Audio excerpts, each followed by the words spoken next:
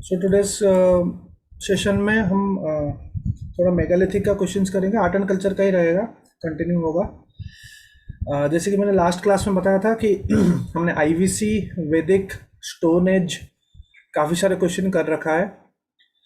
Megalithic एक ऐसा chapter है जो कि बुक्स में बहुत कम दिया गया है, मतलब नॉर्मल बुक्स की बात कर रहा हूँ। थोड़ा हाई लेवल बुक्स अगर पढ़ोगे तो बहुत सारी इन्फॉर्मेशन मिल जाएंगे। तो जैसे कि मेगालिथिक कल्चर हमने स्टैटिक नोट्स में बहुत अच्छे से किया था। मेगालिथिक कल्चर कब से शुरू होता है? इट स्टार्ट्स फ्रॉम, ये साउथ इंडिया में, खास करके ज़्यादा साउथ इंडिया में हुआ था। डेक्कन और उसका जो एरियाज है, 1000 BC से लेके 300 BC तक, ठीक है। 1000 BC खास करके साउथ इंडिया में ये है। ऐसा नहीं है कि दूसरा में नहीं है, नॉर्थ ईस्ट में भी है, लेकिन more it is more of Deccan and south India. और 300 के बाद, जैसे कि हमको पता है, 300 से लेके शुरू हो गया साउथ में संगम, उसके बाद। Okay, so megalithic culture is a static topic which have already covered, but coincidence answer format में वहीं से ही मैंने आंसर हमने किया है जो हमारा स्टैटिक नोट्स है। The question is megalithic culture is the iron age culture of South India. Okay, it is the iron age culture of South India, analyse. तो ये GS1 में आ सकता है, ये ऑप्शनल में आ सकता है। ओके, तो ये क्यों और आयरन एज कल्चर कब शुरू हुआ था नॉर्थ इंडिया में? नॉर्थ इंडिया में आयरन एज कल्चर शुरू हुआ था वैदिक, और खास करके लेटर वैदिक। लेटर वैदिक इज 1000 to 600 BC। तो नॉर्थ इंडिया में वैदिक, लेटर वैदिक में जब चल रहा था, तो contemporary at that point of time south India में मेगालिथिक कल्चर चल रहा था। ओके, ठीक है। अब आंसर वही 150 में है, तो हमको बहुत ही ध्यान से टू द पॉइंट लिखना है। ओके, वर्ड लिमिट को एडर करके लिखना है। पहले एक दो लाइन, जैसे कि मैंने बोला, हर स्टैटिक क्वेश्चंस में हम फर्स्ट ऑफ ऑल एक टाइमलाइन देंगे, उस एरा का एक टाइमलाइन देंगे। The megalithic culture expanded from 1000 to 100, इसको 100 या फिर 300 एडी कर सकते हो, कोई प्रॉब्लम नहीं है। 300 BC कर सकते हो, उसके आसपास, इसको बेटर 300 ही कर दो, क्योंकि उसके बाद 300 BC कर दो, ठीक है। This culture occurred in the Deccan plateau, Vindhyan, Aravalli ranges, north east and some parts of Kashmir. ज़्यादा से ज़्यादा ये डेक्कन प्लेट्यू पे रहा है। तो हमने एक यहाँ पे रेंज दे रहे हैं, प्लस उसके बारे में उसका एरिया, ठीक है, कहाँ कहाँ से ये फैला हुआ था। But this culture of South India had a much larger chronological span. It is called the iron age culture of South India. काफ़ी बड़ा क्रोनोलॉजिकल स्पैन है, बहुत ज़्यादा होता है, 1000 से लेकर 300। It means it is also contemporary to mahajanapadas. Mahajanapada 600 BC में हुआ था, 600 to 300 BC में, लेकिन ये खास करके नॉर्थ इंडिया में हुआ था। महाजनपद साउथ इंडिया में नहीं था। साउथ इंडिया में महाजनपद में बस एक ही किंगडम था, डेट इज अश्मा का किंगडम, ठीक है। तो क्रोनोलॉजी जरूरी है, प्रीलिम्स में काम आ जाता है। ओके, तो एनालिसिस करेंगे आयरन एज कल्चर क्यों है। ओके, तो फर्स्ट ऑफ ऑल मेगालिथ होता क्या है? The megaliths refer to the burials made up of large stones. बड़ा बड़ा स्टोन्स वहां से मिलता था, तो इसलिए मेगालिथिक कल्चर है। It refer to the burials made up of large stones in graveyards away from the habitation area. Now this is what makes this era और दिस कल्चर डिफरेंट, अवे, ठीक है। द साइट ऑफ, एक site का नाम दे सकते हो, Hallur Karnataka, gave 1000 BC as the earliest phase of this culture. Other sites like Naikund, Takalghat at Vidarbha, Payampalli, very famous Payampalli at Tamil Nadu, gives evidence of megalithic culture. अब यहाँ पे क्या हुआ था, इस एरा पे, इस कल्चर में आयरन मेटल का फुल यूज शुरू हो गया साउथ इंडिया में, खास करके इस कल्चर में। तो this culture realized the full use of iron metal, and the latter was used to a very large extent in agriculture, utensils, weapons, carpentry tools जैसे axes, chisels, इस सब में आयरन यूज हुआ, ठीक है। आयरन ऑब्जेक्ट्स एविडेंस भी है, ऐसा नहीं कि हम ऐसे ही बोल रहे हैं, एविडेंस भी है। Iron objects have been found in megalithic burials right from Nagpur, central India, Vidarbha region, down to Adichanallur, Tamil Nadu, far south. तो ये सब जगह से आयरन मिले हैं। some of the megalithic burial types are associated with specific regions. For instance, the Kodaikas, topicals with Kerala and Tamil Nadu, ये भी जो पॉइंट है हमने अपने सब स्टैटिक नोट्स में, जो मेरे स्टैटिक नोट्स किए हैं उनके लिए थोड़ा इजी रहेगा। जो नॉर्मल बुक्स पढ़े थोड़ा डिफिकल्ट रह सकता है, लेकिन कुछ कर नहीं सकते, it is required for exam. Some of the megalithic burial types are associated with specific, तो बहुत सारे स्पेसिफिक रीजन, जैसे कि केरला पे उनको कोडाइकल्स बोलते हैं, वहां पे भी बहुत आयरन ऑब्जेक्ट्स मिले हैं। टॉपिकल्स ये सब बरियल टाइप्स होते हैं जो कि तमिलनाडु पे है। ओके, तो ये टर्म्स आ सकता है, ये टर्म्स प्रीलिम्स में आ सकता है। Okay, there is evidence of iron smelting, iron smelting का भी है, जैसे कि हमने लिखा भी था पायमपल्ली में आयरन स्मेल्टिंग का एविडेंस मिला, लोकल आयरन स्मेल्टिंग वहां पे होता था। The range of iron artefacts recovered indicate that the megalithic people practised a wide range of occupations which included carpenters, bamboo craftsman, goldsmith, bead making etcetera. जैसे कि sites, Kodumanal site बहुत ही famous है, बहुत ज़्यादा फेमस है, news में भी था कुछ साल पहले। कोडुमनाल माहुर झारी करके एक जगह है, यहाँ पे भी बहुत सारे आयरन आर्टिफैक्ट्स ऐसे मिले हैं जहाँ से ये पता चलता है कि वहाँ का जो लोग थे बहुत सारे काम करते थे, और खास करके आयरन यूज करके, carpenters, bamboo craftsman, goldsmith, bead making sites, ये सब है। The megalithic culture of South India is overlapped with the painted grey ware of the northern India which is the iron age culture of northern India। जैसे कि मैंने बोला कि iron age culture painted PGW culture कहाँ पे था, ये था वैदिक एज में, ठीक है, ये वैदिक एज में था। तो ऑब्वियस सी बात है, अगर नॉर्थ इंडिया में पीजीडब्ल्यू चल रहा है तो साउथ इंडिया में ये चल रहा है, ठीक है। क्योंकि क्वेश्चन पूछा कि ये साउथ इंडिया का कल्चर क्यों, आयरन एज क्यों है, हमने बता दिया कि आयरन स्मेल्टिंग मिलता था, बहुत सारे आयरन आर्टिफैक्ट्स मिले हैं, और एक ये भी पता है कि उसी टाइम ऊपर आयरन एज चल रहा था, ठीक है। सो इसीलिए हिस्टोरियंस ये बोल रहे हैं कि अगर ऊपर आयरन एज चल रहा है और नीचे भी मिला है आयरन, सो साउथ इंडिया का आयरन एज कल्चर इसी को ही बोलते हैं। ओके, कंक्लूड कर लो एक लाइन पे। From the above facts, we came to know that the megalithic culture of South India indeed laid a foundation in the history of Indian Peninsula. Anything you can write because it is a history question, so it's not a perspective-oriented question कि you have to give your point of view, nothing like that. तो यहाँ पे इस kind of खास करके art and culture question में your prelims knowledge will come into play। आपका prelims knowledge कितना तगड़ा प्रिपरेशन आप किए हो, because factual है ना ये, इसमें तो आपको अपना एनालिसिस पूछेगा नहीं, analysis will come more into society, it will more into GS2। Art and culture में क्या एनालिसिस होगा, ठीक है। तो मोर फैक्चुअल इन्फॉर्मेशन, तो more information you know, you can write a very good answer with giving examples, ठीक है, with linking with other cultures of north India, वो सब आप कर सकते हो अगर आपका क्लैरिटी है। If you know the points, if you know the linking, you know the timeline, तो फुल फ्लेजेड मार्क आपको मिल जाएगा यहाँ पे। Okay, fine, next. तो जो जो मेरे जैसे कि मेरा एंशिएंट क्लासेस किए हो और जो मेंस लिख रहे हो इस बार, so what your work is, you read this question, you write it, plus side by side our static notes, just go through, काम हो गया। वैसा ही पढ़ना पड़ेगा because you simply have 70 to 80 days, you can't simply हम पूरा art and culture खत्म करेंगे फिर लिखेंगे, वैसा नहीं होता है। Side by side you have to do, side by side one question on this, side by side उसी का static notes. Hardly it will be a 2 PDFs, हमारा 2 PDF था मेगालिथिक, 2 या 3 PDFs, उसको कवर कर दोगे, बात खत्म, ठीक है। Okay, next.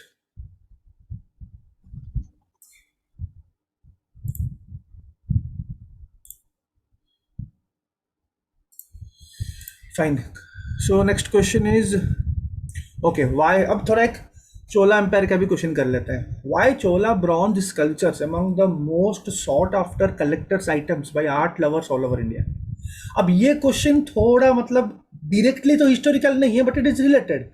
क्यों, जो चोला का जो I am talking about imperial Chola that is 2.0, जो कि 10th सेंचुरी में साउथ इंडिया में आएंगे। I am not talking about Sangam Chola, okay. तो चोला का जो ब्रॉन्ज स्कल्पचर्स है, क्योंकि ब्रॉन्ज स्कल्पचर्स इंपेरियल चोला में ही आएंगे, इट्स नॉट संगम एज में ब्रॉन्ज स्कल्पचर्स कुछ था नहीं, because Sangam age was more into literary, okay. So why Chola bronze sculptures among the most sought after collectors items by art lovers all over the India. Art lovers इसको क्यों collect करते हैं, Y, क्या है उनमें, ठीक है।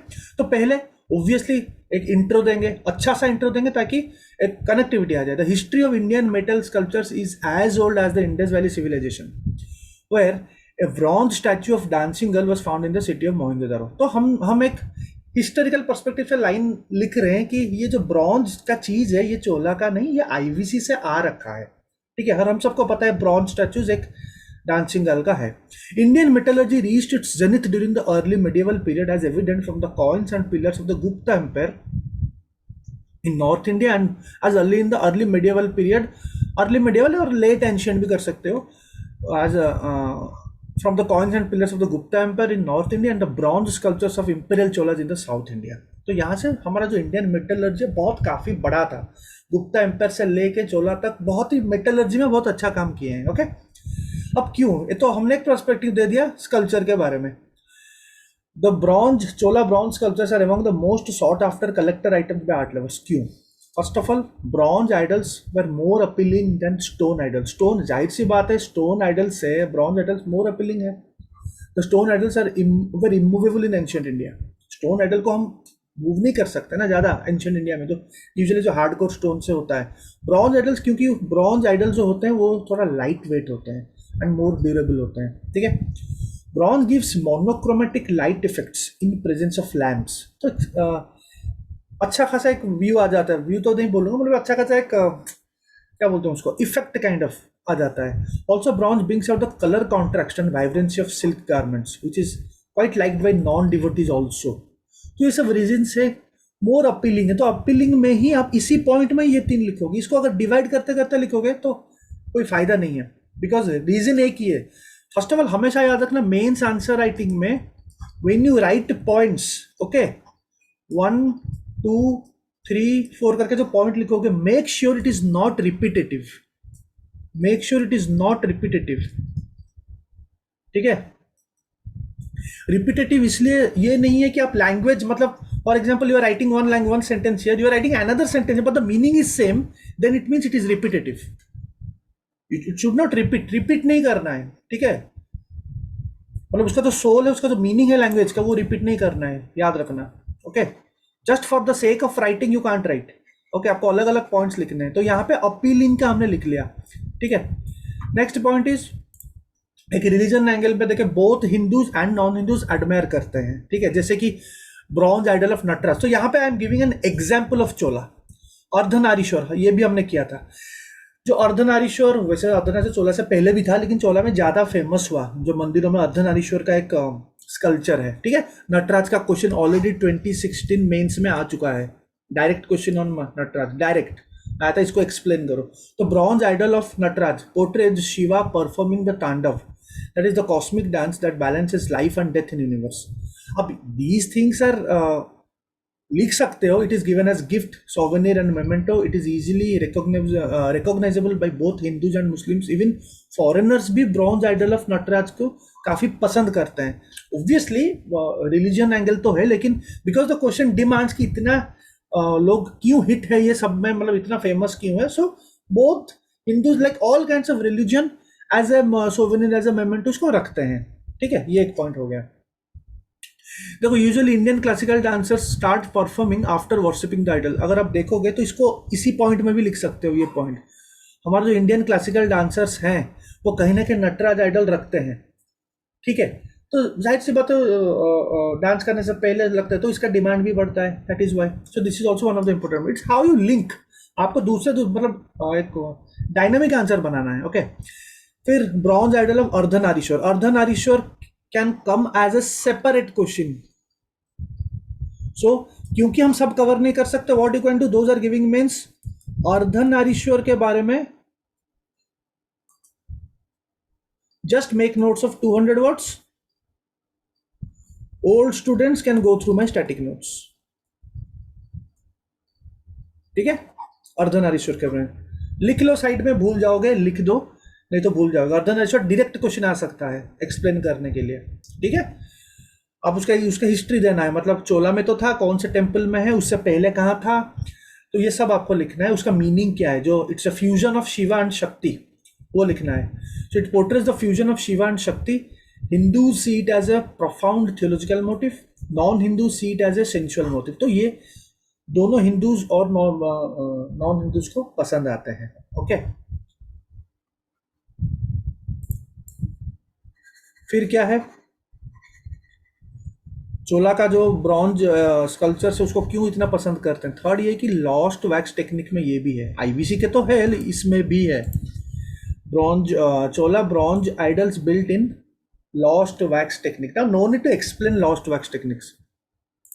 नो, अगर क्वेश्चन आएगा explain this technique, for that you have to go to static notes again. तो साइड बाय साइड नोट्स पढ़ना पड़ेगा। आप सिर्फ आंसर राइटिंग तो करोगे, but side by side notes भी पढ़ेंगे, वहां से भी क्वेश्चन आएंगे। Okay, because we can't cover everything. तो साइड बाय साइड 700 क्वेश्चंस तो हम करेंगे, 700 to 800, but side by side आपको ये नोट्स भी करना पड़ेगा। Hence the shape, contours, facial and hand expression of the idols are extravagant, क्योंकि ये लॉस्ट वैक्स टेक्निक्स में होते हैं। आईवीसी में भी ये टेक्निक था। तो यहाँ से आपको एक चीज़ ये पता चलेगा कि चोला का भी ये टेक्निक यूज हुआ है। यू नेवर नो, अगले साल प्रीलिम्स में आ सकता है, because most of the people know कि लॉस्ट वैक्स टेक्निक्स मतलब ओनली आईवीसी। वैसा नहीं है, चोला में भी यूज हुआ था। इवन मॉडर्न टाइम्स में भी यूज हो रहा है, हमने क्लियर कट लिखा था, मॉडर्न टाइम्स में भी ये टेक्निक यूज होता है। Okay, next, excavated outside India also. Chola rulers captured Sri Lanka, Maldives, and far southeast. For example, they built Shiva temples outside India. तो hence bronze idols वहाँ पे भी हैं। तो कहीं ना कहीं एक recognizable, easily recognizable होता है, तो बाहर का लोग भी इसको काफ़ी पसंद करते हैं। Hence the bronze idols are easily recognizable among the foreign art lovers. तो हम यहाँ पे क्या कर रहे हैं, नाउ दिस लाइन और दिस लाइन को कनेक्ट कर रहे हैं, क्योंकि चोला, देखो every sentence should have kind of, not every लेकिन most of the sentences you should justify. Bronze, हम जस्ट इतना अगर लिख देंगे bronze idols are easily recognisable among foreigner, then how, why, कैसे हुआ? बिकॉज चोला रूलर्स बाहर कैप्चर किए हैं, वहां पे टेम्पल बनाए हैं, they are built temples outside India, that is the reason, hence they are easily recognisable among foreign art lovers. तो हमेशा जब और एक चीज मेंस लिख रहे हो, जैसे कि मैंने बोला वर्ड लिमिट, ठीक है, कोई भी sentence if you write, just always अपने माइंड पे प्री कंसीव्ड नोशन में जाना कि I will try my best to justify it within one line. Any point you are giving, try to justify within example, और if any factual data और something in every GS 3 हो, GS 2 हो, two में if you are giving something, you are writing something, you have to give a contrast. जैसे कि मैंने बोला GS 2 में 3 चीज काम करेगा। वन इज कॉन्स्टिट्यूशन, कि everything or every stuff, something has to be there with constitution, and if it is not there, then you have to write no constitutional provision. Something, there should be a law or rules, something there should be a government initiative or scheme, ठीक है। तो इस हिसाब से GS 2 का answer, and something should be there related to judiciary, मतलब verdict, supreme court verdict या फिर हाई कोर्ट वर्डिक्ट, समथिंग। तो यहाँ पे बहुत ब्रॉड नॉलेज आपको चाहिए। सिंपल थोड़ा बुक से बाहर जाओगे तभी जाके आंसर एनरिचमेंट होता है, ठीक है।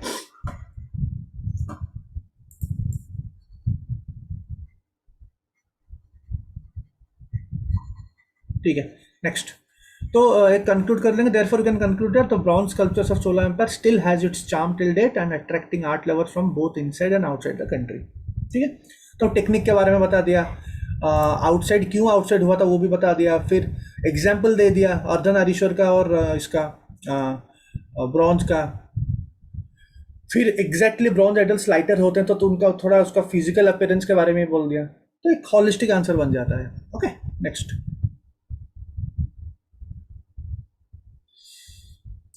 Okay, Chola bronze sculptures are considered as the most elegant analyst. देखो Chola is very important mains perspective से, हमेशा 1-2 साल में एक क्वेश्चन तो आएंगे। Okay, Chola bronze sculptures are considered as the most elegant, मतलब इट्स अ डायरेक्ट क्वेश्चन, आपको चोला ब्रॉन्ज स्कल्पचर के बारे में लिखना है। ओके, सेम चीज हमेशा, जैसे कि मैं हर क्लास में, पिछला क्लास में बोला हूँ, इंट्रो सेम रख देना, कुछ कुछ सब्जेक्ट्स का इंट्रो सेम रखना, ताकि you do not need to, मतलब कंफ्यूजन नहीं होगी, वही इंट्रो को लिखना है वहां पे, ठीक है। तो ये इंट्रो हमेशा याद करना, एनीथिंग रिलेटेड टू चोला और ब्रॉन्ज आएगा तो यही इंट्रो लिखना है। The history of Indian metal sculpture is as old as IVC, where a bronze statue of dancing girl was found in the city of Mohenjodaro. Indian metallurgy reached its zenith during the early medieval period और early ancient period, और only ancient period लिख सकते हो, as evident from the bronze sculptures of imperial Cholas in South India and North India का गुप्ता में भी बहुत था। ओके, अब ये क्यों एलिगेंट क्यों है, मतलब थोड़ा स्पेसिफिकेशन देंगे हम उसके बारे में, स्टैटिक टॉपिक ही है पूरा का पूरा। Fine, okay. तो यहाँ पे अगेन स्टैटिक टॉपिक मतलब कल्चर के बारे में पूछा तो you have to give examples, you have to give, so your again your static notes will come into play. आपका स्टैटिक नोट्स जितना इंफॉर्मेटिव है, it is directly proportional to your mains answer, याद रखना ये। तो आप जब भी पढ़ रहे हो तो try to make it more information oriented. आप अपने आप को लिमिट मत करो, आप अगर लिमिट करोगे तो आपका लिमिटेड मार्क्स आएंगे मेंस में, I can guarantee on it. कोई टॉपर को बिलीव मत करो, हर टॉपर पढ़ के जाता है, ठीक है। जो बोलते हैं हम लिमिटेड पढ़ते हैं, do not believe them, they make unlimited studies, that's why they are toppers. Okay, तुम लिमिटेड करते हो इसलिए आप घर पे बैठे हो, अभी तक टॉपर नहीं बने हो। ओके, कल्याण सुंदर मूर्ति, तो कल्याण सुंदर मूर्ति वेरी फेमस, ठीक है। This 9th century sculpture is highly remarkable for the manner in which panigrahana, that is the ceremony of marriage, ये हुआ था। जो मैरिज का जो होता है तो पानीग्रहण ही बोलते हैं। तो कल्याण सुंदर मूर्ति वेरी फेमस। ये कहाँ पे मिलता है? एलोरा पे मिलता है। यहाँ पे आप ऐड कर सकते हो, एलोरा पे मिलता है, अगले साल प्रीलिम्स में आ सकता है, ठीक है। एग्जाम्पल कहाँ पे है? Chidambaram temple in the gopuram, Nataraja temple Tamil Nadu. कुछ एग्जाम्पल दे दो, ये सब कल्याण मूर्ति, ये जो कल्याण सुंदर मूर्ति का जो स्कल्पचर है ना, इस सब जगह पे है, ठीक है। एलिगेंट बोला है ना, क्वेश्चन तो डिमांड कर रहा है, the question is demanding this kind of answer, examples oriented. Ardhanarishvara मूर्ति, अर्धनारीश्वर मूर्ति, this famous sculpture is found in Gangaikonda Cholapuram. It portrays the fusion of Shiva and Parvati, खास करके जो शैविज्म एंड शक्तिज्म का जो फ्यूजन है, ये पहले भी है, ये चोला से before Chola also it is there in other temples, but because you are talking about Chola here, so will give the example of Chola to Gangaikonda Cholapuram. यहाँ पे अर्धनारीश्वर मूर्ति है। Nataraja, Nataraja the well known dancing figure of Shiva as Nataraja, full evolve during the Chola period. ये भी पहले से था, लेकिन चोला पीरियड में पूरा इवॉल्व होके क्लाइमैक्स पॉइंट में बहुत ही अच्छे तरीके से आया। It is a prime deity in the Nataraja temple, Chidambaram का जो नटराज टेम्पल है वहां पे नटराज द प्राइम डीटी। और ये जो स्कल्पचर है नटराज का, ये एलोरा और बादामी केव्स में भी मिलता है, ऑल्सो फाउंड। ओके,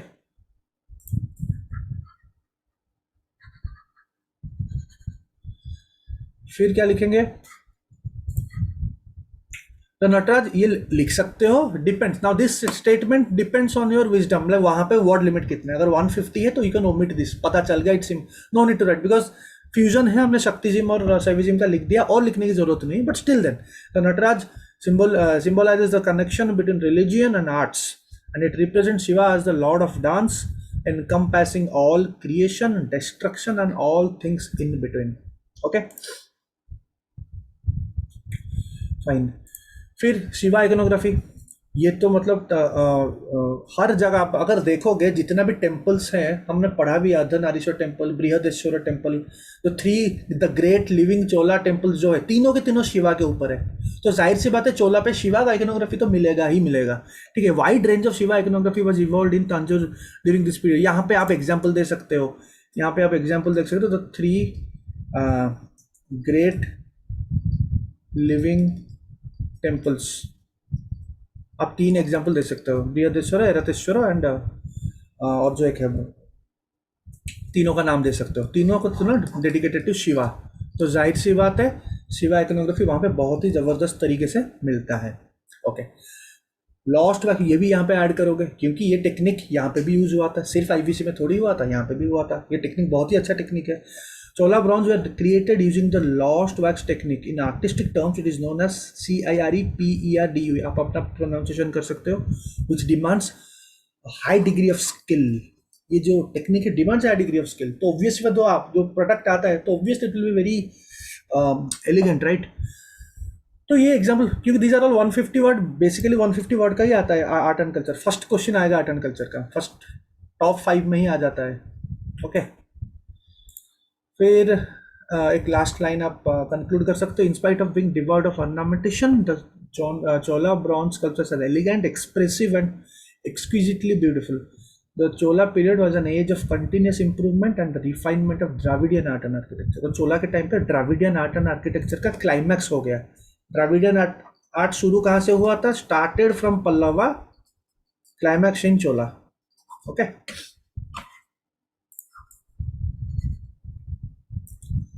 तो ज्यादा नहीं, अगर आप इस क्वेश्चन में याद कैसे करने हैं, कुछ ज्यादा खास याद नहीं करना है आपको, बस नाम याद करने हैं। कल्याण सुंदर मूर्ति याद करना है, टेम्पल्स का दो नाम।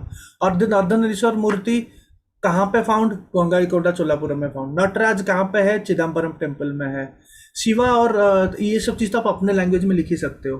ओके, शिवा इकोनोग्राफी मिलता है, हमको पता है 3 ग्रेट लिविंग टेम्पल्स, तो 3 टेम्पल्स है चोला का, वो सबके सब डेडिकेटेड टू शिवा, तो यहाँ पे भी मिल गया आपको। और लॉस्ट वैक्स टेक्निक हो गया आंसर। पढ़ोगे जब, सी, नॉट इवन 20 सेकेंड्स, 10 सेकेंड्स में आंसर पढ़ाई होती है, 10 सेकेंड्स। अब सोचो कि आप कितना टाइम वेस्ट करते हो, आप कितना आगे पढ़ सकते हो। Try to improve your reading habits. Fast पढ़ के 10 सेकेंड में एक आंसर बनता है। जस्ट थिंक इट ना, बंद कर दो, आंख बंद कर दो, सोच लो, अच्छा ये पॉइंट्स मुझे लिखना है, बात खत्म, go to the next question.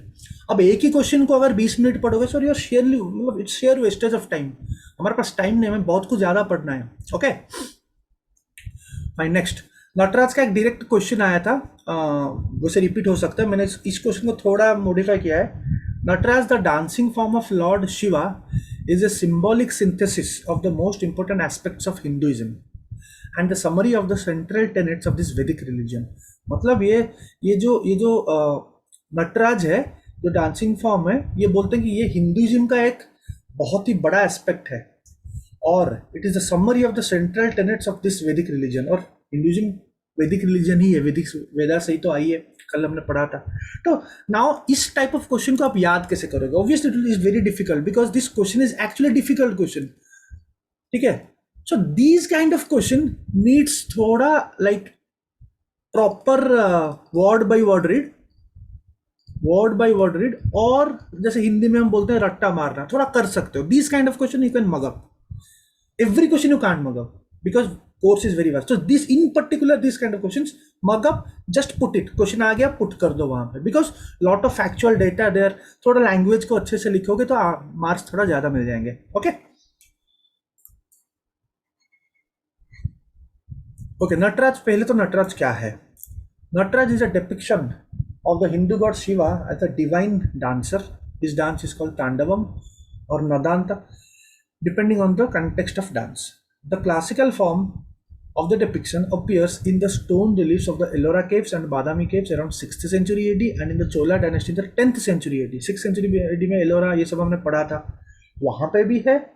Even Chola dynasty बाद में भी आया। तो इसका मतलब जब अगर कुछ प्रीलिम्स क्वेश्चन आ गया कि ये जो नटराज स्कल्पचर है ये पहले दफा चोला पे आया था, तो रॉन्ग हो जाएगा, उससे पहले भी है। ओके, तो यहाँ पे देखो, हम एक नटराज के बारे में you are giving very good factual data, we are giving, okay, these are found in here, we are giving timeline, also found in here, we are giving timeline। okay, now we'll come to the point कि question पूछा क्या है। Question पूछा कि it is a Nataraja is a symbolic synthesis of the most important aspects of Hinduism and the summary of the central tenets of this Vedic religion। okay, अब ये question तो आपको याद करना पड़ेगा क्योंकि it is very difficult question. The pose and art work is described in many Hindu text. अब question वही है कि ये हिंदुइज्म से आया है, कहीं ना कहीं एक बहुत ही इंपॉर्टेंट हिंदुइज्म है, तो हमको नटराज को लिंक करना है कि क्या क्या चीज ऐसा था कि ये हिंदुइज्म के साथ लिंक हो रहा है। The pose and art work is described in many Hindu text such as Anshumad Bhed Agama और आगम एंड उत्तर कमिका आगम। या इस चीज, ये सब टेक्स्ट का नाम भी याद कर लो, because these text name will help you in prelims also. Now यहाँ पे आगम वर्ड है, आप आगम वर्ड करके, नाउ सपोज क्वेश्चन आ रहे, इस बार भी आए हैं, अगले साल आ जाएंगे, ये वर्ड दे देगा related to which religion. Now Agama देख के आप जाओगे जैनिज्म पे, और again it will be a wrong. Agamas are there related to Jainism, everyone knows, but that does not mean कि ये भी आगम उसका हो जाएगा। सो प्रीलिम्स प्रिपरेशन भी आहिस्ता आहिस्ता क्या बहुत जबरदस्त होता है, मेंस प्रिपरेशन, ठीक है। वहां से ये सब चीज बुक में नहीं मिलेगा आपको। ओके, अंशुमत भेद आगम और उत्तर कमिका आगम, जैसे कि हिंदू टेक्स्ट में इनका आर्ट वर्क के बारे में वहां पे डिस्क्राइब किया गया है। It is shown with 4 hands representing the 4 cardinal directions, north south east west, which are again central to Hindu astrology, Vastu Shastra. हम वास्तु के साथ ये जो हिंदू एस्ट्रोलॉजी है, वास्तु शास्त्र हम आज तक भी मानते हैं, वहां पे भी नटराज में भी है, तो बन गया हिंदुइज्म के साथ अगेन कनेक्शन, ठीक है। दिस कॉस्मिक डांस, जो उनका जो कॉस्मिक डांस है जिसको हम आनंद तांडव बोलते हैं, this cosmic dance is called Ananda Tandava, it is a dance of bliss which symbolizes the cosmic cycles of creation and destruction as well as the daily rhythm of birth and death. और ये जो birth and death का जो creation destruction, birth and death का जो concept है, ये भी तो ब्राह्मणिज्म का कॉन्सेप्ट है। ये भी तो हमने कल परसों एक क्वेश्चन किया था, ब्राह्मणिज्म एंड बुद्धिज्म का जो सिमिलरिटी एंड डिफरेंस, तो ये दोनों में था। तो ओब्वियसली वो पॉइंट भी यहाँ पे लिख सकते हो, लेकिन आपको थोड़ा यहाँ पे जस्टिफाई हम कर रहे हैं कि जो डांस है ये सिंबलाइज करता है ये चीज और ये चीज बर्थ एंड डेथ, और यही concept is also given in Brahmanism, ideology और वैदिक रिलीजन। अगेन कनेक्शन हो गया हिंदुइज्म के साथ। और क्या है, his palm shows the Abhaya mudra, ठीक है, वहां पे देखोगे अभय मुद्रा है, suggesting the devotee that he who follows dharma need not fear near by evil. ये भी, ये बुद्धिज्म में भी है, ये यहाँ पे भी है, ब्राह्मणिज्म में भी है, ठीक है। तो ये जो दो पॉइंट है, point number 3 and point number 4, ये कहीं ना कहीं बुद्धिज्म के साथ भी मिक्स है। अब देख लो अभय मुद्रा वहां पे भी है, ये कॉन्सेप्ट कर्मा का जो कॉन्सेप्ट है, डिस्ट्रक्शन डेथ के बाद जो कर्मा का, वो भी है बुद्धिज्म में, ठीक है। तो लिंक करते जाओ side by side. He dances within a circular closed arc of flames, जिसको हम प्रभामंडल बोलते हैं, which symbolically represent a cosmic fire that in Hindu mythology creates everything and consumes everything in the cycle of life. ये जो cosmic fire है Hindu mythology में, यही तो करता है, everything, it creates everything and consumes everything in the cycle of life. तो वो चीज़ जो कॉस्मिक फायर का, जो फायर के बीच में वो जो डांस करते हैं, वो चीज़ इस चीज़ को दर्शाता है, जो कि हिंदू फिलोसफी का बहुत बड़ी चीज़ है। Okay, the whole idol sits on the lotus pedestal, the symbol of the creative forces of universe। ये तो यूजुअली हिंदुइज्म, इस पॉइंट को आप लिख सकते हो या फिर इसको आप एक कंक्लूजन में भी ऐड कर सकते हो, ठीक है। ये यूजुअली जो क्रिएटिव फोर्सेस ऑफ यूनिवर्स है, ये हिंदुइज्म का तो है, लेकिन हर चीज में होता है। बेसिकली हिंदुइज्म का डायरेक्टली नहीं, but you can add it in conclusion. Okay, तो कंक्लूजन में, thus in Hindu mythology it is a continuous dance of creation and destruction involving the whole cosmos। Mute करो, किसी ने अनम्यूट किया है, किसी ने अनम्यूट किया है, okay. Thus in Hindu mythology it is a continuous dance of creation and destruction involving the whole cosmos, the basis of all existence and of all natural phenomena, unifying ancient mythology, religious art and modern physics. और ये 6th point भी यहाँ पे add कर सकते हो। तो you just need to remember 5 points, कौन कौन से पॉइंट में आपको हिंदुइज्म के साथ मिक्स हो रहा है। और सबसे बड़ी बात, आप अगर ये 2 वर्ड याद कर लोगे तो बेटर है, शुरू कर लोगे यहाँ, बाकी सब पॉइंट्स ईजी है, ठीक है, ये सब पॉइंट्स ईजी, आप कनेक्ट कर सकते हो। Okay, next.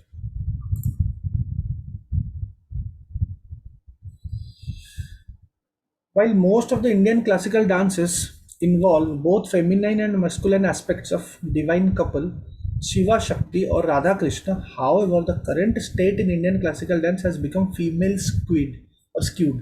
Discuss the reasons. क्यों? वो हमारा जितना भी, मतलब क्वेश्चन क्या पूछ रहे हैं, मतलब ये एंशियंट भी है, थोड़ा हमारा कंटेम्प्रेरी स्टफ को मिक्स करके पूछा है। मतलब हमारा जो इंडियन क्लासिकल डांसेस होते हैं वो मतलब एक कपल टाइप होता है, मतलब राधा कृष्ण, शिवा पार्वती, वैसा होता है। लेकिन आज के डेट में how the current state in Indian classical dance has become female skewed. क्यों ये है, why, what is the reason? Okay, पहले इंट्रो कर लेंगे, ये इंट्रो को याद कर लेना। Any kind of classical dance question come, you can use this introduction. Classical dance is an umbrella term for various individual and group dance forms that owe their origin to Bharat Muni's Natya Shastra। Classical dance के question हमने already कर रखा है first day पे, day 1 या day 2 पे। These dances have strict rules about movements, music, costumes and facial expressions. They are meant to be performed at temples, during events, at royal courts for entertainment। जैसे कि कथकली हो गया, भरतनाट्यम हो गया, कथक, उड़ीसी, ये सब के सब क्लासिकल डांसेस है। ओके, तो यहाँ पे आप कभी भी क्लासिकल डांस के क्वेश्चन या फिर कोई थिएटर का क्वेश्चन आया तो आपको हमेशा भरत मुनि का नाट्य शास्त्र का वहां पे लिखोगे, ठीक है। ओके, ओरिजिन दे देंगे एक, इसको आप कट शॉर्ट कर सकते हो वैसे। Origin from the bronze statue of dancing girl found at Harappan site to the images of Nataraj adoring the Chola temples, dance has been an activity for both males and females since the ancient and medieval times. However, today we find gradual decline in the number of classical dancers as a whole and male dancers in particular. Okay, now we are directly coming to the question. After giving a brief introduction, we are directly coming कि हाँ पहले पहले बहुत अच्छा था, दोनों का था, बट आज के टाइम पे ये कहीं ना कहीं कम हो गया है और खास करके ज़्यादा वुमेन है, मेल्स ज़्यादा कम हो रहे हैं। ओके, अब इसका रीज़न क्या है? अब देखो, मॉडर्न इंडिया में dancers patronage and economic opportunity सबसे बड़ी चीज़ है। कोई भी चीज़ को अगर सही, जैसे कि पैटर्नेज मतलब कहीं ना कहीं अगर कोई चीज़ को सही गाइडेंस नहीं मिलेगा या फिर कोई फाइनेंस पैसा नहीं मिलेगा तो वो आगे बढ़ नहीं सकता। सिमिलर है यहाँ पे।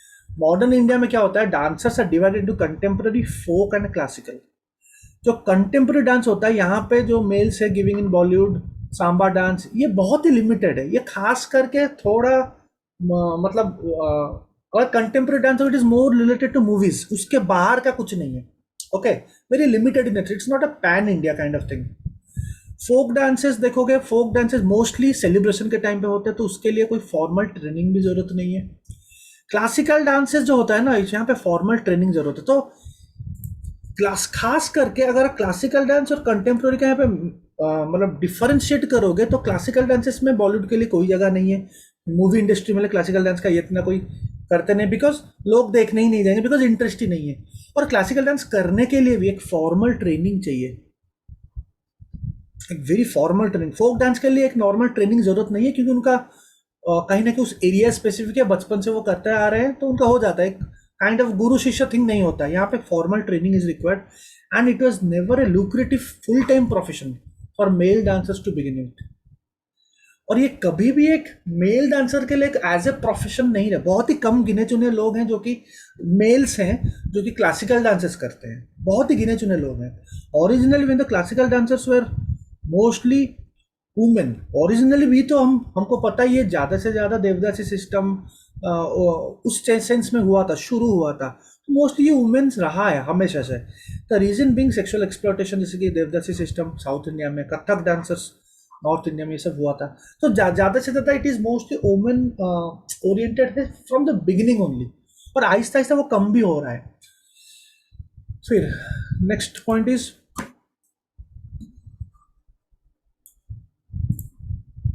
टैबू। टैबू नोशन जो है सोशल टैबू भी है, that dance is a feminine activity even if the staging of classical dance requires both gender. अगर आप देखोगे डांस हमेशा एक होता है ना, क्लासिकल डांस मतलब माइंड पे आ ही जाता है कि इट इज वुमेन, फेमिनिन। अगर कोई मेल भी करता है तो हम उसको एक टैबू है, राइट, हम उसको लाइक फेमिनिन देखते हैं। Even in Bollywood movies most dance teachers were shown as transgender और गे और use as a comic relief. Stereotype ये बन गया। अगर आप देखोगे, पिक्चर भी देखोगे, बहुत सारी मूवीज है, खास करके करण जौहर मूवीज में ऐसे होता है कि वो डांस टीचर्स को एज ए ट्रांसजेंडर दिखाते हैं। ओके, रिकॉग्निशन देखो, रिकॉग्निशन भी बहुत कम है।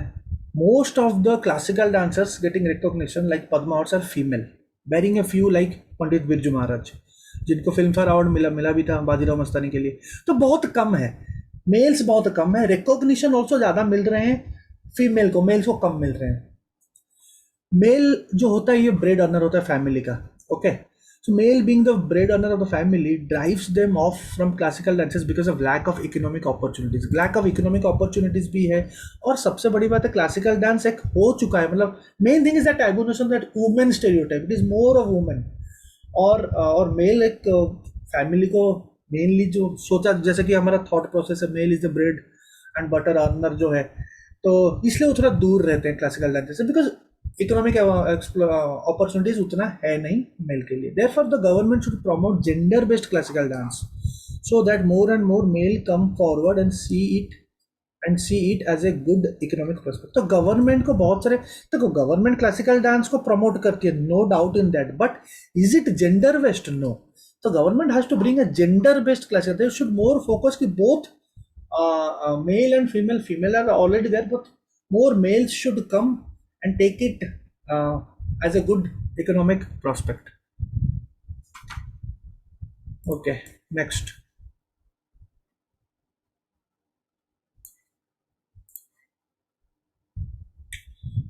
Okay, although both Sanskrit and Tamil are among the longest surviving classical languages in the world, but as we begin to measure their growth from medieval to modern India, Sanskrit literature has declined at faster rate than Tamil. हम सबको पता है कि Sanskrit and Tamil are one of the oldest. Which one is the oldest it is debatable, but both are one of the oldest. ठीक है. लेकिन medieval time से अगर आप देखोगे, मिडिवल टाइम से आज तक अगर देखोगे, तमिल बहुत बढ़ चुका है. Okay, Tamil is increasing. Like if you go to outside also lot of Tamilians will find US UK बहुत सारे. और लैंग्वेज स्पेसिफिक भी वो काफ़ी बड़ा है, बट संस्कृत ज़्यादा संस्कृत बोलने वाला अभी इंडिया में नहीं है. तो उसका रीजंस क्या है? ओके, तो दीज क्वेश्चंस आर लाइक, ऐसा नहीं कि यही fixed answer. You can write your own answers, but you have to justification के साथ लिखोगे. ठीक है. ओके, इंट्रो दे देना. Sanskrit is one of the most ancient language of our country and Tamil is the oldest among our Dravidian languages. ठीक है. तो द्रविडियन, जितना भी द्रविडियन लैंग्वेज है उनमें से तो तमिल ओल्डेस्ट है. Both of them as identified as classical languages are also listed in 8th schedule of our constitution. दोनों के दोनों 8th शेड्यूल पे है. ठीक है. However, in modern times, Sanskrit literature has declined at a faster rate than Tamil. Why? Reason क्या है? Historical, पहले तो हिस्टोरिकल देंगे जो हमने पढ़ा भी है. Advent patronage before independence and during independence. Before independence मतलब बिफोर इंडिपेंडेंस में पूरा एंशिएंट से शुरू करते हैं. अब एडवेंट ऑफ पाली एंड देखो, संस्कृत वैदिक में संस्कृत वाज देयर, वैदिक एज. ठीक है. That is 1500 to 600. ओके, उसके बाद 6th सेंचुरी बीसी में बुद्धिज्म आ गया. ओके, जब से बुद्धिज्म आया तो ज़्यादा से ज़्यादा वो बुद्धिज्म और जैनिज्म जब आए तो ज़्यादा से ज़्यादा संस्कृत थोड़ा कम होने लगा. Because Sanskrit at that time was very complex in nature also, and complex rituals Brahmanism के साथ लिंक हुआ था. तो कॉमन पीपल ने क्या किया, पाली और प्रकृत के ऊपर गया. तो वहीं से ही शुरू हुआ है डिक्रीज होना. Advent of Pali and Prakrit after the Vedic Sanskrit during the 6th century BC led to the decrease in Sanskrit readers and writers in ancient times, and eventually the patternization also decreased. ऐसे ऐसे decrease हुआ. Though Sanskrit was patternized in Gupta era पे बहुत patronage हुआ था, which extend to modern day Tamil Nadu and Orissa हुआ था. मना नहीं कर रहे हैं. संस्कृत फिर उसके बाद बढ़ा. कब से बढ़ा? Can anyone tell me? कब से बढ़ा? वैदिक में संस्कृत was there. फिर 6th सेंचुरी बीसी महाजनपदस में संस्कृत वॉज देयर, बट पाली प्रकृत ये सब थोड़ा बढ़ने लगे. संस्कृत वॉज देयर बट थोड़ा कम हुआ. फिर 3rd सेंचुरी बीसी पे मौर्यन पे, खास करके अशोका, वहां पे भी, क्योंकि अशोका बुद्धिज्म को एम्ब्रेस किए थे और बुद्धिज्म उस टाइम पे भी था, तो वहां पे भी पाली प्रकृत चल रहा था सही से. संस्कृत था, मना नहीं कर रहा हूं, लेकिन ये सब ज्यादा था. उसके बाद खास करके पोस्ट इंडिपेंडेंस, ठीक है, शुंगा एम्पायर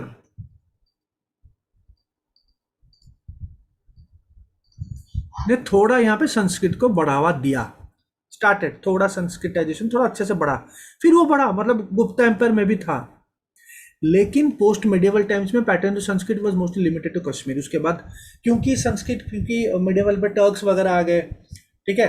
साउथ में तो वैसे संस्कृत रहेगा ही नहीं, क्योंकि साउथ में द्रविडियन लैंग्वेजेस है. नॉर्थ में मेडिवल टर्क्स आ गए, फिर मुस्लिम रूलर्स आ गए, तो ऑब्वियस सी बात है पर्शियन लैंग्वेज आ गया. तो ऑब्वियस सी बात है संस्कृत आहिस्ता आहिस्ता दब गया. Okay.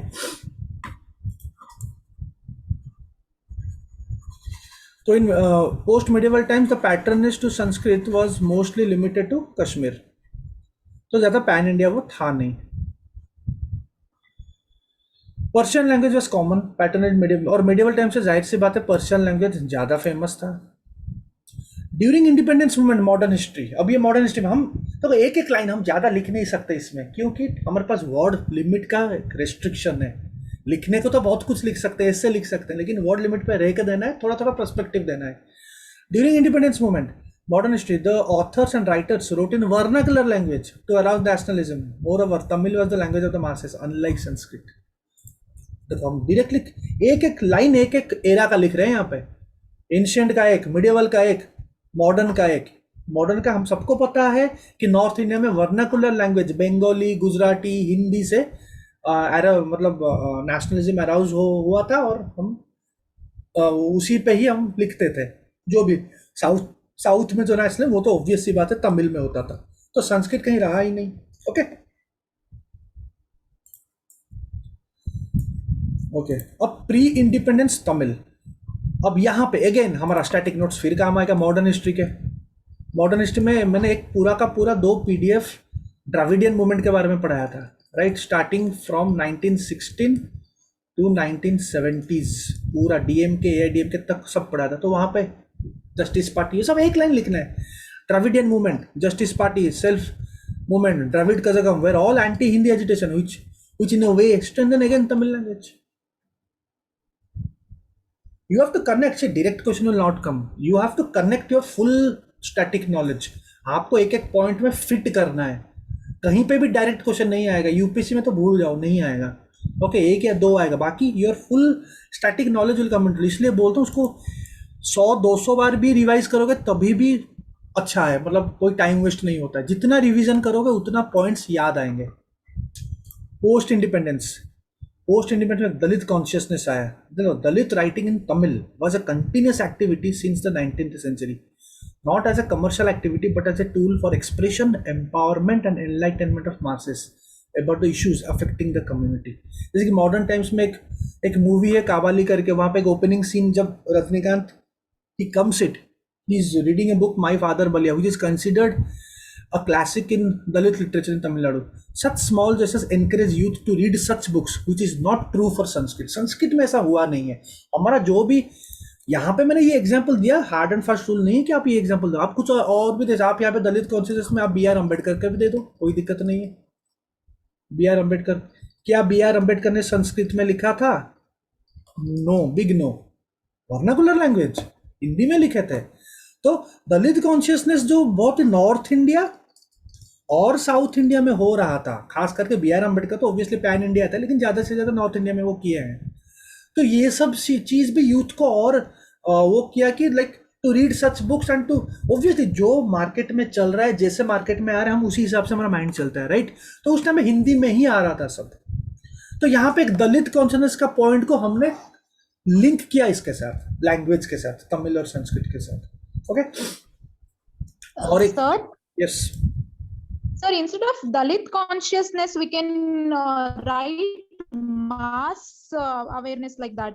Because as they have not mentioned anything about the Dalit conscious, it's like explicitly we are focusing. we are not Is this focusing. okay to write? It is okay to write, you can write. You cannot give these example, not an issue, but you can write here and add B.R. Ambedkar, because Dalit consciousness was a very big thing during our pre-independence and post-independence time. Even it's still now happening, right? So what we are trying to make is, we are trying to make the answer dynamic. Okay, we are trying to connect.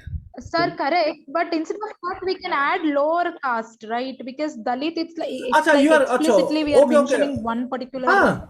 You can write oppressed classes.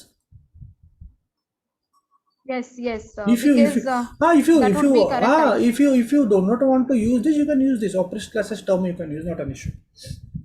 Better to use oppressed classes. Okay, sir, fine. Yeah.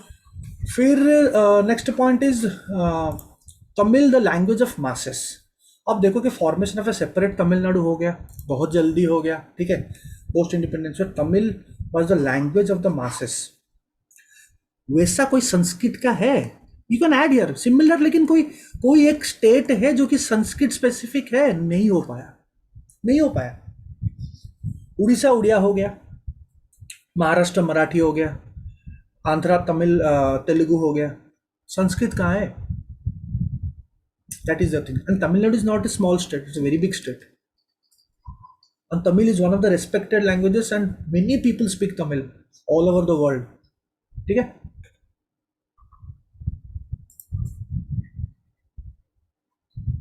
Sir yes, And one more thing about Tamil, we can say that it has a continuous tradition, like since Sangam age, and also the literature flourished, and Yes, yes, you can write. there was no But break in the literature, like contribution to the literature. Like if you want, Sanskrit had a break. correct. If you want to write, you have to club that point here only. ऊपर का point में club करोगे जब यहाँ पे आप 6th century you are writing है 6th century, ठीक है, इसी यहीं पे ही ऐड कर देना संगम के बारे में. Okay okay. Do not make it out, because देखो यहाँ पे गुप्ता लिख रहे हो, यहाँ पे मिडिएवल लिख रहे हो, फिर उसके बाद अगर आप संगम लिख रहे हो तो एक क्रोनोलॉजी नहीं रहता है, ठीक है. Add it here only, add it here only.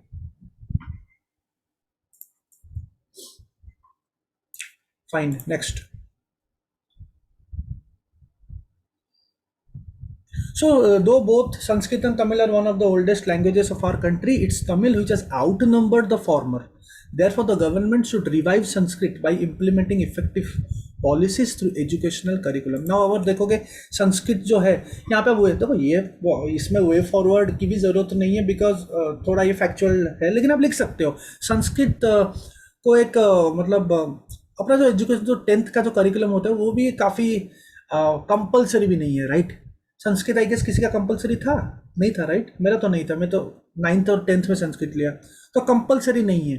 Mark के लिए लेते हैं बस संस्कृत की, मार्क फिचिंग है तो इसलिए लेते हैं. तो संस्कृत को एक रिवाइव करने के लिए गवर्नमेंट को बहुत ज़्यादा कुछ करना पड़ेगा, बहुत effective policy.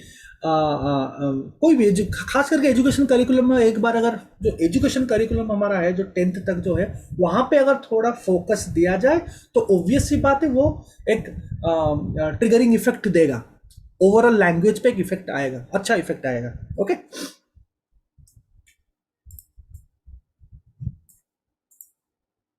Next. Vijayanagar. Vijayanagar हमेशा से न्यूज़ में है और हमेशा से ये प्रीलिम्स का इंपॉर्टेंट पॉइंट है और इसका भी है, ठीक है. विजयनगर का इस बार एक क्वेश्चन आया था देव राय का. Okay, the Vijayanagara architecture was heavily borrowed from earlier dynasties of this region. Analyze. जो विजयनगर आर्किटेक्चर है ये तो विजयनगर का कोई एसेस तो कुछ खास नाम नहीं है, मतलब जैसे कि हम बोलते हैं बेसारा आर्किटेक्चर, द्रविडियन आर्किटेक्चर, विजयनगर का आर्किटेक्चर विजयनगर आर्किटेक्चर ही बोलते हैं. या हर किसी का आर्किटेक्चर जो उससे पहले आए थे before Vijayanagara architecture, they all this are particular dynasty was they took some points from previous dynasties. Okay, तो वही चीज़ है. तो यहाँ पे अर्लियर डायनेस्टी कीवर्ड देखो कि विजयनगर एम्पायर के बारे में पूछ रहे हैं और हेवीली बोरोड के अर्लियर, तो इनका नाम देना पड़ेगा. अर्लियर डायनेस्टी मतलब नाम देना पड़ेगा. तो अगेन फैक्चुअल,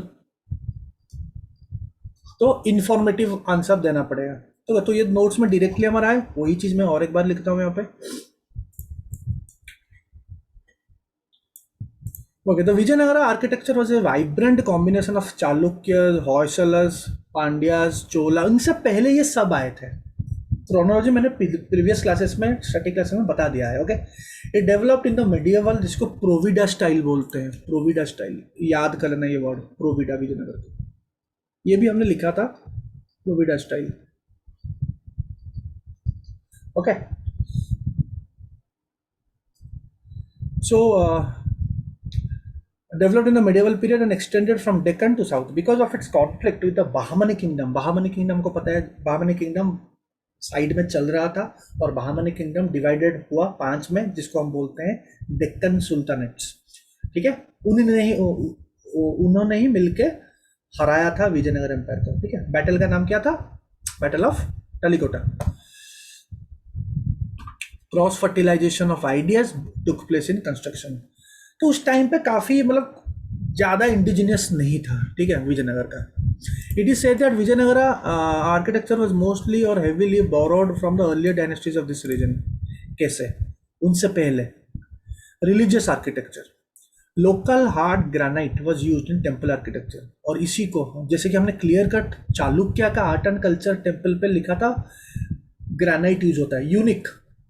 तो वहीं से ये उठाया गया है. Local hard granite was used in temple architecture, which the Badami Chalukyas used. However, soapstone was used for relief, और soapstone भी चालुक्य में यूज हुआ था. तो ये दोनों के दोनों इस टेम्पल में भी यूज हुआ है. कल्याण मंडप and Raya gopurams were built up of wood, brick, stucco in Chola style. ये सब चोला स्टाइल में जैसे बनता था वैसा बनाए। Adorned with life size figurines of gods and goddess. तो ये कहीं ना कहीं पूरा द्रविड इन्फ्लुएंस्ड है। चोला में भी बहुत ही बड़े बड़े फिगर्स बनते थे गॉड और गॉडेस के, ठीक है।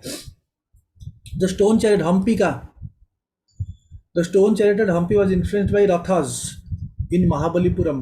हम्पी में जो स्टोन चैरियट है ये कहाँ से हुए हैं? हम्पी का जो स्टोन चैरियट मतलब विजयनगर एम्पायर, आप अगर जाओगे हम्पी आपको दिख जाएगा। वो कहाँ से हुआ है? वो रथा टेम्पल से हुआ है, जो कहाँ पे है? महाबलीपुरम। वो किसका है? पल्लवास। उससे पहले 6th सेंचुरी 7th सेंचुरी से और पुराने। तो उनसे पहले जो आए थे सबसे थोड़ा थोड़ा चीज लेके विजयनगर एम्पायर बना था, ठीक है। तो यहाँ पे आप साइड बाय साइड डेटा दे रहे हो, एरा का नाम बता रहे हो, एग्जाम्पल दे रहे हो, सब कुछ दे रहे हो, ठीक है। क्या एग्जैक्टली यूज हुआ था दे रहे हो। सोपस्टोन, हार्ड ग्रेनाइट, किसका? बादामी चालुक्य। कल्याण मंडप रायगोपुरम जो चोला स्टाइल में बिल्ड होता था, वुड, ब्रिक, स्टुको और बड़े बड़े figures of life size figures of gods and goddesses. Hampi का जो स्टोन चैरियट है वो रहता। अब तो पॉइंट इज जिसका जो है वैसा ही लिखना है। आप हम्पी का अगर लिखोगे सोप स्टोन और ये फिर गलत हो जाएगा। You have to very particular, किसका एग्जैक्टली किसका क्या है वो आपको लिखना पड़ेगा। ओके ओके नेक्स्ट ये हो गया रिलीजियस आर्किटेक्चर। फिर आ जाओ पैलेस और कोर्ट आर्किटेक्चर में। Palace, the courtly architecture generally made up of mortar mixed with stone rubble. तो ये कहाँ से आया? This was secular style with Islamic influence arches and domes and walls. तो ये कहीं ना कहीं उस टाइम पे नॉर्थ में मुगल चलते थे। 1446 1426 उस टाइम पे मुगल चलते थे। 1526 में, वैसे 1500 में मुगल मतलब दिल्ली सुल्तानेट प्लस मुगल भी आए, तो ये उनसे भी लिए हैं थोड़ा। जो पैलेस और कोर्ट आर्किटेक्चर सेकुलर था, mortar mixed with stone rubble. This was secular styles with Islamic influenced arches, domes and walls. Example lotus Mahal palace. Civic architecture, Gateways were distinctive architectural features that often define the structure to which they regulated access. Gateway मतलब जो access मिलता है, जो बड़े बड़े gateways होते हैं empire के, राइट। तो ये कहाँ से लिए गए हैं? ये टर्किश सुल्तान से लिया गया है। These were typical features of architecture introduced with the Turkish sultan, Delhi sultanate. For example Mahanavami Dibba, ये सब हमने पढ़ा था। तो जो नोट्स में उसी को ही फॉर्मेट में लाके यहाँ पे आंसर राइटिंग हम कर रहे हैं, सेम चीज़ है। Therefore, from the above fact, it is very clear that the Vijayanagara architecture was an amalgamation of the dynasties which preceded before. Count कर लो वर्ड, 150 वर्ड ही है मेरे हैंडराइटिंग में। एक पेज फुल और एक इतना, एक काइंड ऑफ क्वार्टर, पूरा टू द पॉइंट है। Next, discuss the contribution of Mughal rulers to Indian paintings. Indian paintings में मुगल रूलर्स का क्या कॉन्ट्रीब्यूशन? ये भी डायरेक्ट क्वेश्चन है जो स्टैटिक्स है। यहाँ पे आप 3 नाम देंगे और पेंटिंग में 3 नाम ही आता है, ठीक है। तीनों का नाम देंगे और एग्जाम्पल देंगे क्या क्या पेंटिंग्स की है, क्योंकि औरंगजेब तक ही है। औरंगजेब के बाद, औरंगजेब से ही तो मतलब आर्ट एंड आर्किटेक्चर कम हो गया मुगल में, ओके। और पहले बाबर वगैरह, तो बाबर हुमायूं तो उतना नहीं थे। तो बीच का जो 3 रूलर है उनका ही ज़्यादा उसी टाइम में मतलब art and architecture, painting, singing काफ़ी बड़ा था, okay. So Mughal paintings have been evolved from the Persian style of painting and also from Hindu, Jain and Buddhist styles.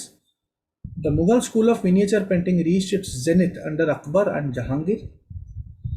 तो अकबर जहांगीर के टाइम पे, शाहजहां एंड, अकबर, जहांगीर और शाहजहां, ये जो 3 है उन्हीं के टाइम पे ही मुगल का पेंटिंग या फिर आर्ट एंड कल्चर सबसे ऊंचा था। The Aini Akbari shows the importance the art attained during this period.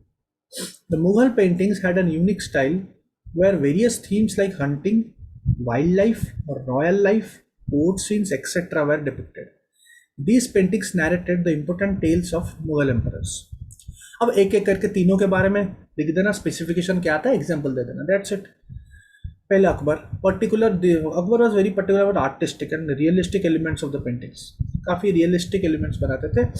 ये encourage the art of making portrait painting. Sayyid Ali and Abdul Samad were appointed to lead a group of roughly 100 painters. Most of the Indian painters were trained during that period. तो जितना भी Indian painters उसी time पे training हुआ है, तो कहीं ना कहीं बहुत ही ज़्यादा कंट्रीब्यूट किए पेंटिंग को। उसी टाइम में बहुत सारे पेंटर्स को ट्रेनिंग दिया गया था। तो एग्जांपल दे देना, Tutinama, Hamzanama were the project which are commission by Akbar, painting project थे हमजानामा, तूतीनामा। याद करना पड़ेगा। तो अकबर का कीवर्ड्स क्या है, ये कीवर्ड है, ये कीवर्ड है, 1 2 3 4 5 6 वर्ड अकबर का, खत्म। इतना ही। आप जब याद करोगे, जब पढ़ोगे तो उस हिसाब से पढ़ना, ताकि जब एंड में रिवाइज करोगे ना, आपका बस आंख इसी के ऊपर ही जाएगा और आगे जाओगे, so that you can read more. आप टाइम सेव कर सकते हो। Okay.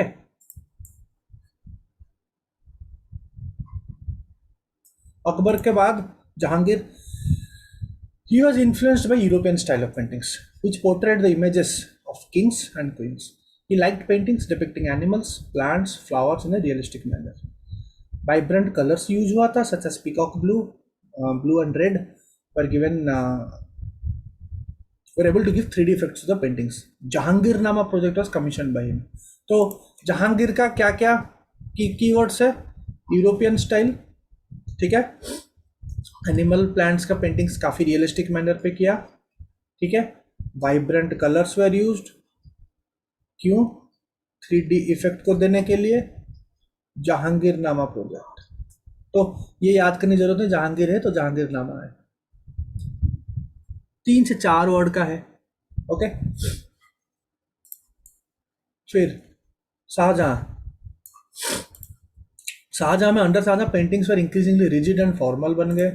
He commissioned a large number of paintings for his personal collection के लिए उन्होंने काफी किया। The paintings under him had great aesthetic pleasure. Padshahnama was a project commission by him, ठीक है। तो यहाँ पे भी 1 2 वर्ड है जो आपको याद करने हैं। कंक्लूजन में लिख सकते हो, हाउएवर ड्यूरिंग औरंगजेब रूल, वहां से paintings did not get patronage and as a result the artist dispersed to the various regions। कि उसके बाद ही आर्टिस्ट अलग अलग जगह चले गए, तो वहीं सही अपना जो इंडियन टाइप ऑफ पेंटिंग्स बना, राजपूत पेंटिंग्स, पहाड़ी पेंटिंग्स, कांगड़ा पेंटिंग्स, तो वो सब मेवाड़ पेंटिंग वो सब बना था, जो कि मैंने क्लास में बताया भी था। The artist dispersed to various regions and there began regional styles of paintings like Kangra, Mewar, Rajput, Pahari paintings etcetera etcetera, ठीक है। नेक्स्ट, ओके, ये क्वेश्चन का एक फ्रेमवर्क बता देता हूँ। The covid pandemic has had a crushing impact of on the Indian craft sector. Craft sector के ऊपर पैंडेमिक ने काफी इम्पैक्ट दिया था लास्ट ईयर में। In this slide discuss the role of handicrafts in Indian economy, what are the specific challenges that they face and how can they be addressed. तो ये question GS2 का है, GS1, GS2, GS3 हर जगह आ सकता है। आजकल बहुत इंटर मिंगलिंग हो रही है, ठीक है, खास करके सोसाइटी क्वेश्चंस, बेसिक जो मिसलेनियस क्वेश्चंस, वो तीनों में आ सकता है। तो ये इन पर्टिकुलर हैंडीक्राफ्ट के बारे में होता है। तो अभी क्या करोगे, साइड में जो इस बार एग्जाम दे रहे हो टॉपिक बना दो हैंडीक्राफ्ट्स। ये तो एक बेसिक फ्रेमवर्क है। मैं आपको जब आंसर लिखोगे हैंडीक्राफ्ट्स, तो वहां पे सर्च कैसे करोगे, हैंडीक्राफ्ट्स यूपीसी करके सर्च करोगे। First handicraft space UPC Google में सर्च करोगे, ठीक है। देन 2 to 3 साइट्स जब होगा तो पहले तो कुछ फैक्ट्स तैयार करोगे, ठीक है, क्या क्या फैक्ट्स है हैंडीक्राफ्ट्स रिलेटेड, फिर कुछ स्कीम्स तैयार करोगे, फिर कुछ चैलेंजेस तैयार करोगे, और वही स्कीम्स और चैलेंजेस से आपका ऑटोमेटिक वे फॉरवर्ड बन जाएगा।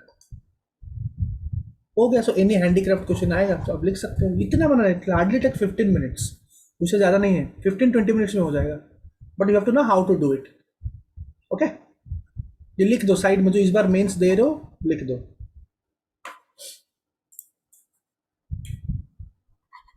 ठीक है। हैंडीक्राफ्ट आंसर बना के मुझे दिखाओगे, ओके। ऊपर का आंसर पूरा का पूरा मेरा आंसर आप लिख सकते हो, ये आंसर आप लिखोगे क्योंकि फ्रेमवर्क मैंने दिया है यहाँ पे।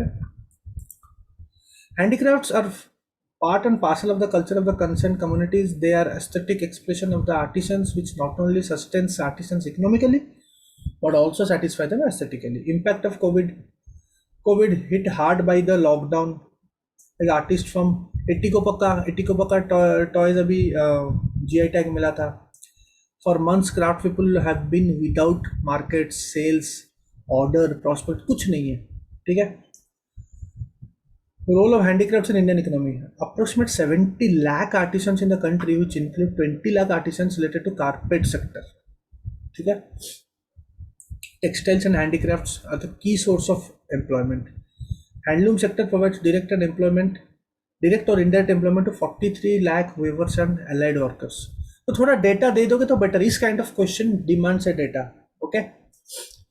तो चैलेंजेस क्या है? चैलेंज आप अपने हिसाब से लिख सकते हो. Very common challenges. Unorganized sector है, ज़्यादा से ज़्यादा ये अनऑर्गेनाइज सेक्टर में आते हैं. लैक्स प्रोफेशनल इंफ्रास्ट्रक्चर, जैसे कि उनका मेनली वर्क रिलेटेड काम, मतलब ऐसा इंफ्रास्ट्रक्चर नहीं है. आप अगर देखोगे कोई एक आईटी का जैसे सर्विस का ऑफिस होता है, तो ऐसा कुछ नहीं है. अनऑर्गेनाइज सेक्टर में क्या रहेगा? Lack of education. में you have to connect. Education नहीं है तो ऑब्वियस सी बात है, they do not know about, they also like financial capability to upgrade. Technology नहीं है. तो एक एक पॉइंट में आप लिख सकते हो. Inadequate inputs, lack of quality raw material नहीं मिल रहा है. फंडिंग वही फर्म, एक फाइनेंस का पॉइंट ले लेना, वहाँ पे ही फंडिंग लिख लेना. Banks side poor recovery rates, wrong utilization of funds. Design inputs, increasing urbanization, industrialization. बहुत सारे अर्बनाइजेशन इंडस्ट्रियल ऐसे हो रहा है, सो कहीं ना कहीं it is leading to break down of artisan and consumer relation. Artisan unable to understand the demand. तो उनके लिए थोड़ा ट्रेनिंग वगैरह चाहिए. Okay. Fragmented value chain, market linkage नहीं है, क्योंकि their sale is restricted only to local market. वो लोकल मार्केट के बाहर आ नहीं पाते हैं. ठीक है. Far from the real urban stores और मॉल्स, वहां तक पहुंच नहीं पाते. वो ज़्यादा से ज़्यादा they are limited to that local market. They should come to urban market like malls and all. तो उसके लिए गवर्नमेंट का बहुत, ये वैल्यू चेन को और स्ट्रेंथन करने के लिए government has to bring some policies. Dominance of middleman, they exploit artisans by paying less. Remedies क्या है? रेमेडीज में आप यहाँ पे थोड़ा स्कीम का, जैसे कि हमने रिसेंट करंट अफेयर क्लास में किया था, skill upgradation development. It will lead to poverty reduction, income generation. Skill India mission, add more schemes here. जैसे कि अब recently there was something related to textile, right?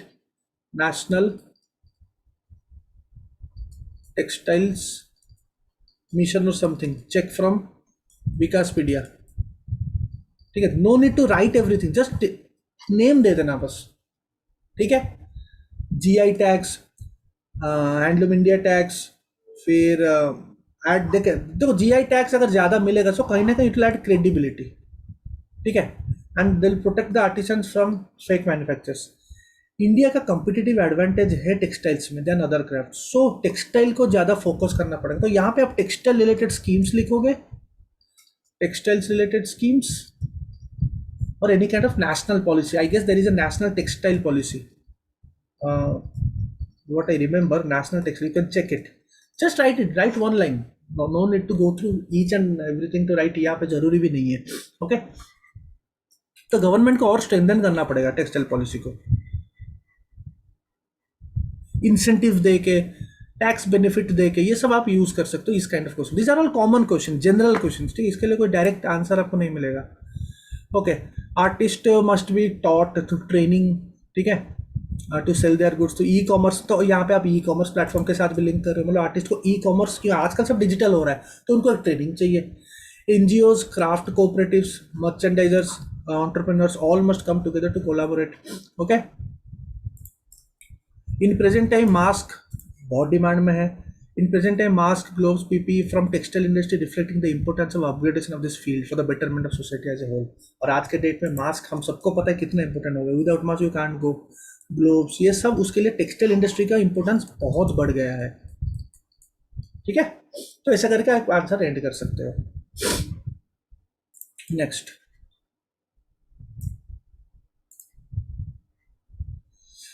Okay. During the age of Guptas, अब एक गुप्ता का question. Literature flourished and number of literary masterpieces were produced. Discuss. Direct question है. यहाँ पे जितना लिटरेरी मास्टरपीस है, लिटरेचर, गुप्ता लिटरेचर बहुत सारे हैं. 3, 4, 5 अभी अगर आपको याद है यहाँ पे आप लिख सकते हो.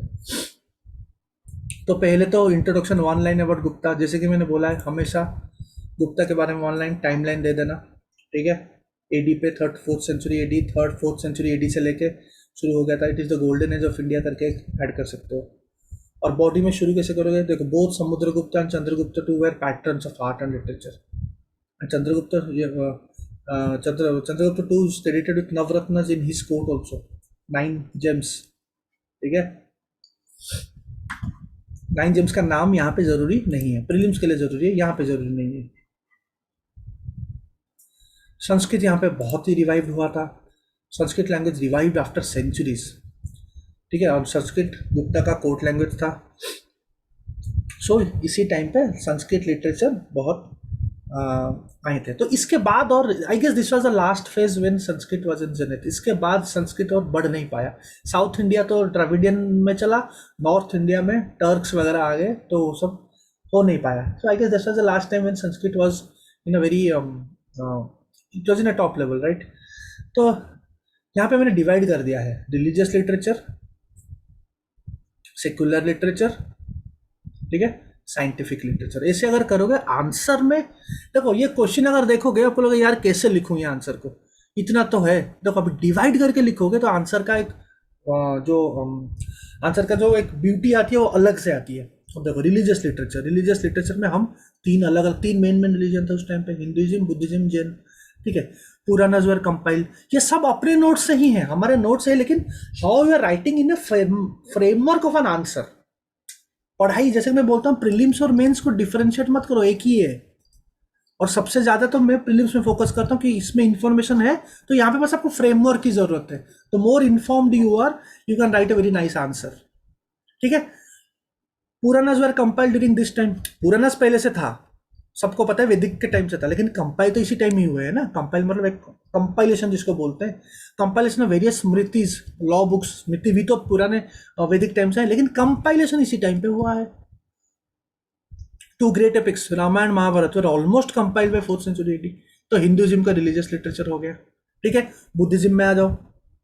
बुद्धिज्म में आसंगा और Vasubandhu were notable Buddhist scholars in Gupta age. और बसाबंधु अभिधम्म कोशा लिखा है, वेरी फेमस। असंग अभिधम्म कोश समुच्चय लिखा है। He wrote on Yogacharya school of Buddhism, very common stuff, everything we have covered. बस द थिंग इज हमने बुद्धिज्म में बहुत सारे लिखा है। You have to know Buddhism में 6th century में क्या था, 3rd century में क्या था, 4th century AD में क्या था, 6th century BC में क्या था, जो कि महाजनपदस है, उस टाइम पे बुद्धा वगैरह थे। फिर बुद्धा जाने के बाद 3rd century BC में मौर्यन में कौन कौन थे, वो खत्म हुआ। फिर पोस्ट मौर्यन में कौन कौन थे, वो खत्म हुआ। फिर गुप्ता में कौन, असंगा बसवधु गुप्ता में थे, रिमेंबर। ठीक है, क्लैरिटी मिलती है मेंस के प्रिपरेशन। असंगा बसवधु वेरी फेमस, पता सबको है, लेकिन कौन से एरा में ये बहुत कम जो उनको पता है, गुप्ता एज में है। अभिधम्म कोश सबको पता है, असंगा भी अभिधम्म समुच्चय लिखा, ये भी काफी फेमस है, नॉर्मल बुक्स में भी लिखा है। ओके, तो बुद्धिज्म का हो गया। अब जैनिज्म में आते हैं। जैनिज्म में Siddhasena Divakara laid the foundation of logic among Jains, evolution of many Prakrit forms, जैसे कि सौरासेनी, अर्धमगधी, मगधी, ये सब इसी टाइम से हुए हैं। और सौरासेनी से ही मराठी लैंग्वेज बनी है। ठीक है, तो यहां से बहुत सारे प्रकृत फॉर्म जो कि एक जैनिज्म को कैटर करता था, ये सब चीज, अर्ध मगधी लैंग्वेज, मगधी, ये सब चीज लिटरेचर। अगर बुक का भी आपको याद नहीं है, लेकिन आपको अगर इतना भी एग्जांपल दे रहे हो and you are connecting it, हाँ जेन्स के लिए ये ज्यादा था, तो इट इज डन, लिटरेचर इसी में तो था। सिद्धासेना दिवाकर। ओके ना, अभी यहाँ पे सिद्धासेना दिवाकर के बारे में पता चल गया। इस बार ऐसे भावाभूति क्वेश्चन आया था, और 2-3 नाम शेमेश्वर आया था, वैसा सिद्धासेना दिवाकर आ सकता है। एटलीस्ट तुमको पता तो है। हाँ, जैन से हमने यहाँ पे पढ़ा था। प्रॉब्लम इज हम क्या करते हैं, जब हम प्रीलिम्स जाते हैं हम मेंस भूल जाते हैं, हम पढ़ते नहीं है। इसी के अंदर से क्वेश्चन बनते हैं। प्रीलिम्स भी पढ़ना है, मेंस का आंसर भी एक गो थ्रू करने से क्या होता है, हमको एक क्लैरिटी मिल जाती है हर चीज की। Next, secular literature. तो रिलीजियस लिटरेचर खत्म हुआ, अभी सेकुलर लिटरेचर। सेकुलर लिटरेचर में ऑब्वियस सी बात है, मतलब सेकुलर में क्या है, मतलब वही जो प्लेज होते हैं, ड्रामा होते हैं, वो सब सेकुलर पे आएंगे। Gupta literature remarkable for production of secular literature. Kalidas, Meghdoot, Raghuvansh, Ritu Samhara, Malavika Agnimitram, ये सब के सब फेमस है। कालिदास। हरिसेना ने अलाहाबाद इंस्क्रिप्शन, जो कि अलाहाबाद इंस्क्रिप्शन में उन्होंने समुद्रगुप्त का प्रेज किया था वहाँ पे, ये भी सेकुलर, ये कोई रिलीजियस नहीं, उनके बारे में काफ़ी का चीज़ें लिखा था। शूद्र का मृच्छका कटिक जो है शूद्र का, विष्णु शर्मा पंचतंत्र लिखा है, वेरी फेमस। विशाखा दत्ता मुद्रा रक्षक का लिखा है। अमर सिम्हा अमर कोशा, लास्ट ईयर आया था ये अमर सिम्हा अमर कोशा, ठीक है। फिर scientific literature, scientific, by the way Vishakha Datta Mudra Rakshak जो ये चंद्रगुप्त मौर्य के बारे में लिखा था, लेकिन गुप्ता एज में लिखा था, लेकिन लिखा था ये चंद्रगुप्त मौर्य के बारे में। ओके, फिर साइंटिफिक लिटरेचर 2-3 वेरी फेमस है। वाराह मिहिर तो सबको पता है, ये बृहद समित। आर्यभट्ट ने आर्यभट्टिया जो कि ज्योमेट्री, ट्रिग्नोमेट्री, अलजेब्रा, सूर्य सिद्धांत, कॉस्मोलॉजी। शंकु ज्योग्राफी के बारे में लिखा है। नालंदा यूनिवर्सिटी, ये भी एक काइंड ऑफ लिटरेचर, साइंटिफिक पढ़ाई रिलेटेड है। तो अबाउट कुमार गुप्ता के टाइम पे नालंदा यूनिवर्सिटी बना था। और नालंदा यूनिवर्सिटी को ढूंढा किसने था? यही दोनों ही तो ढूंढे थे, आसंगा एंड वसुबंधु ने ही ढूंढा था, अंडर कुमार गुप्ता। तो कुमारा गुप्ता के ऋण के अंडर हुआ, तो ये सबको पता है, लेकिन तो Kumara Gupta laid the foundation of, क्योंकि ये राजा था, ये थोड़ी ढूंढेगा जाके, ढूंढा इन दोनों ने था, असंगा एंड वासवंधु, ठीक है, लिखा था हमने नोट्स पे।